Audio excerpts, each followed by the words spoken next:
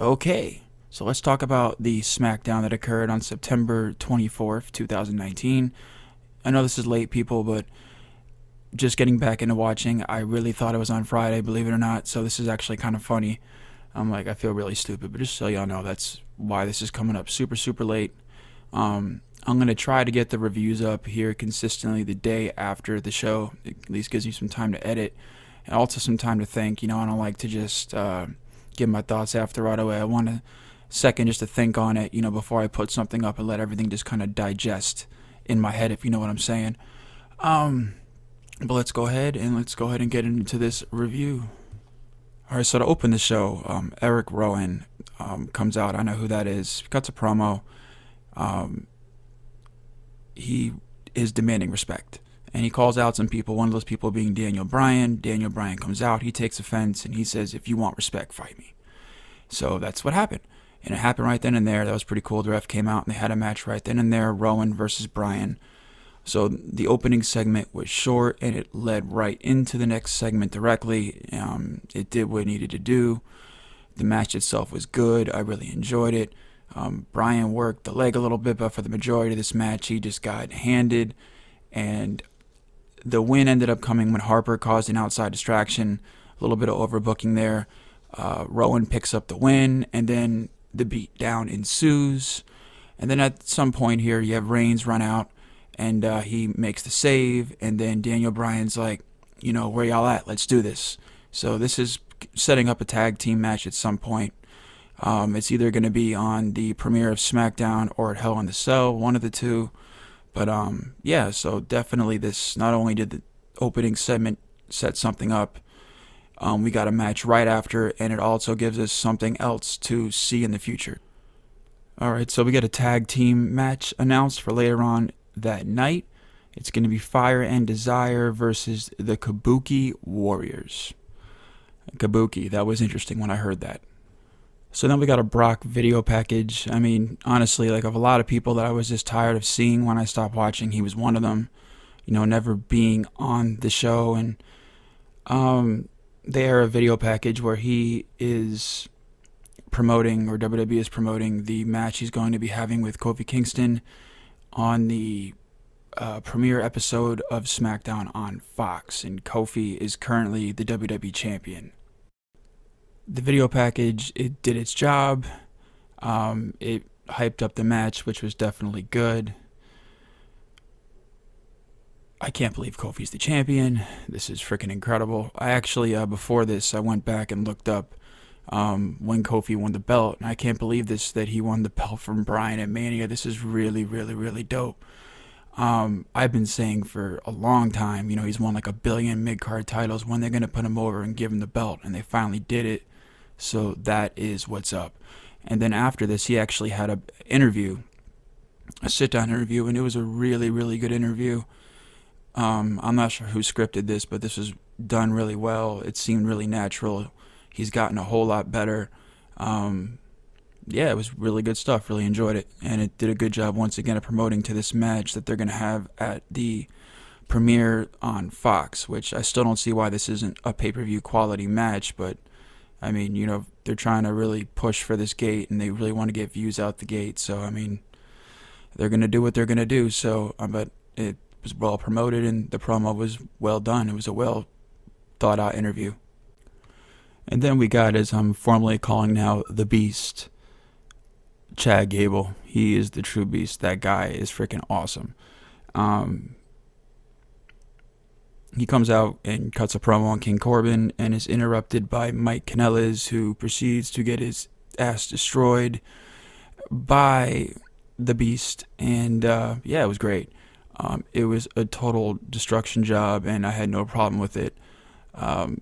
It just made him look so badass. I already thought the guy was badass from the first time I seen him on Raw. So the one thing I will say is the short jokes are just getting kind of played out now. I mean, can we be more creative than that? Seriously. And I know I said enough with the small jokes and shit like that, but still, the guy with the guitar, he was badass. Guy seems real interesting. Let's just hope he draws more dimes than Double J did. Seriously. So then we get a backstage segment. R-Truth, he's always entertaining. Promoting the next match with Charlotte Flair and the 24/7 champion Carmella, who he was apparently protecting, who was the same one that pinned him. Irony, gotta love it. Versus Sasha Banks and Bayley. So I'll say the match was good. I did enjoy the match.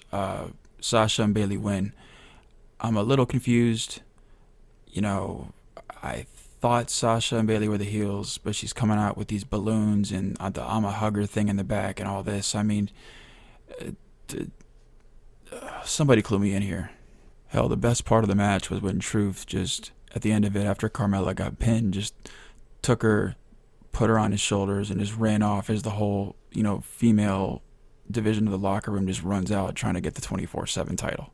Because during the match, they had put a suspension on the rule until the match was over, and then once the suspension was lifted, the whole back just came out trying to win the title. So it was quite interesting.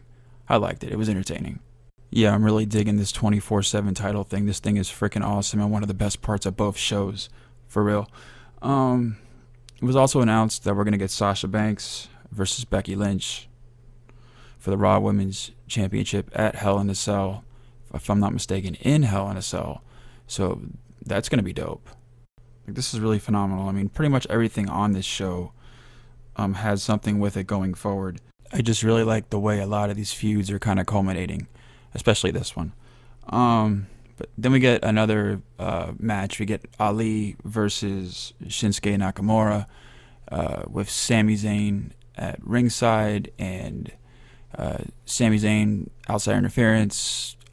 Shinsuke picks up the win. So of course, this is not ending here. This is going to go further, once again building some story within the show, which is great.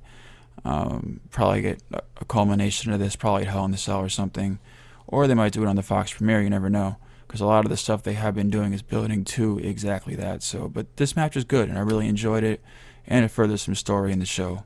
All right, the Kevin Owens, Shane McMahon video package. I mean, it did what it had to do. Why is Shane like an active performer? Just asking a question, seriously. Like, why is he performing? I mean, don't get me wrong. I mean, I like Shane, but I mean, he's in one of the top angles of the shows. I mean, like, they're really running with the boss's son in one of the top angles of the show. This is batshit crazy. I'm just saying. All right, the New Day versus the B Team. The B Team is apparently the B Team for a reason. New Day wins. Enjoyed the match. It was good.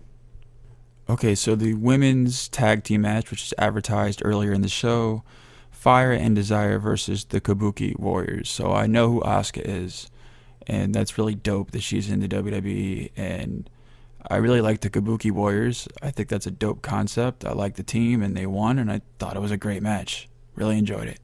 Okay, so Shane is back, and he's being announced as the best in the world. Like, seriously. Like, for real. Like, this is a rib on Punk, right? That's what this is, right? So Shane calls out Owens, who is fired, and who has a legal thing going on against the WWE or whatever. So he comes out of the crowd, even Shane even plays his music, and he comes out the crowd. I mean, at least he didn't walk down the aisle, so that's good. Shane called, hey, I'll even play your music for you. And he walked out the crowd, and he cut Shane down to size. It was freaking great. And I really loved the promo that he cut. It was awesome. And he said how he didn't deserve to be back there. He was an insult to the boys, taking up all this airtime. And he's like, I never wanted the money. I just want you to go. And there's going to be a match at Hell in a Cell. It's going to be a ladder match. And if Owens loses, then he has to drop the lawsuit. And if Shane is defeated, then Shane has to go. So I'm hoping that Shane is defeated, so he has to go. I'm not really sure how cool I am with him walking around saying he's the best in the world and this and that, and he's not exactly a wrestler, so I mean, really, what can they do with him? You know, I mean, I love Shane, but I mean, to have him in an angle like this, I mean, this is just when he's not like he's ever going to be the WWE champion. So I mean, come on, this is like kind of ridiculous. But the angle seems interesting. Like Shane's acting all cocky and shit's already just want to see him get his ass beat. So I mean, I'm cool with this. It'll work out. It's just, you know, I just hope that he's not a consistent thing being on the top of the show. But once again, it was highly entertaining. And then to close it out, Becky's in the back and she gets assaulted by Sasha Banks. So Becky Lynch is laid out at the end of the show, which is further adds to the heat in their story going into Hell in a Cell for their match. So they did a good job there as well. And that's it. All right, just a nitpick real quick, just because they really stand out to me. Brock Lesnar versus Kofi Kingston. So I understand, you know, because I've looked it up. You know, Kofi's been champion since WrestleMania. Okay, it's been some time. And at some point, yes, he has to lose the belt. Fine, I get that. I love Kofi. I want him to have a nice long run with it. I don't think 6 or 7 months is adequate. He's busted his ass. They should let him keep that belt for a while. But if he is going to drop it, because he's not drawing and it's just not working out, the right person to drop it to is not Brock Lesnar. Like, I don't know, you know, how I really feel about Kofi just going out there and basically getting squashed and losing the belt, because that's what Brock does to guys. He just squashes guys. And, you know, for him to be built up and the fact that he's the champ and to go out like that's just ridiculous. I mean, he should go out putting somebody over that actually deserves the push and that needs the push. Brock Lesnar's not that guy. You know, I really, really, really hope that some bullshit happens. Like, it doesn't have to be a clean win for Kofi. It could be anything. Like, I don't expect him to beat him. I mean, it's just, look at the two guys. But Brock can't beat Kofi. It's just not right. He's not the right guy to beat him. I mean, if anything, you know, if they want anybody to beat him, it should be Kevin Owens, especially for what he's doing with Shane. He gets Shane out. He goes for the belt, and he can beat Kofi, you know, but not Brock. Brock's just not the right guy to do it. They got to swerve this. They got to do something, but Brock can't leave with the belt. Okay, so let's grade the show, because honestly, I think I got everything off that I need to say about the show. So overall, it was a good show. Really enjoyed it. You know, I don't agree with the Brock Kofi thing, but other than that, I think the show itself was really good. Storyline wise, leading into it, you know, only thing I really know is the Raw. I don't know anything before that. And based off of that and the building they did there, I'm going to give the show an A, because they did a really good job, you know, kind of keeping things moving forward. In terms of the wrestling, I'll also give it an A, and the results, I'm going to give it an A because, you know, they're hitting a home run with me right now, out of the park. I thought the show was really good. It was really entertaining. I like the fact that they pushed the women, you know, and they're not just, you know, working 2-minute matches. There was a variety of different matches within the show, and there's a lot of storyline built. I really, really, really enjoyed it. I'm confused on if there's a draft or not. You know, there's 2 separate champions for each show, but yet people are just kind of within each show, so it's kind of weird just going back and forth. That's kind of confusing. It's one of the things I forgot to mention. Other than that, it was great. That needs to be explained. Someone explain to me, please. Leave a comment down below. Subscribe, like, dislike, whatever. You know what it is. Talk to me. Peace.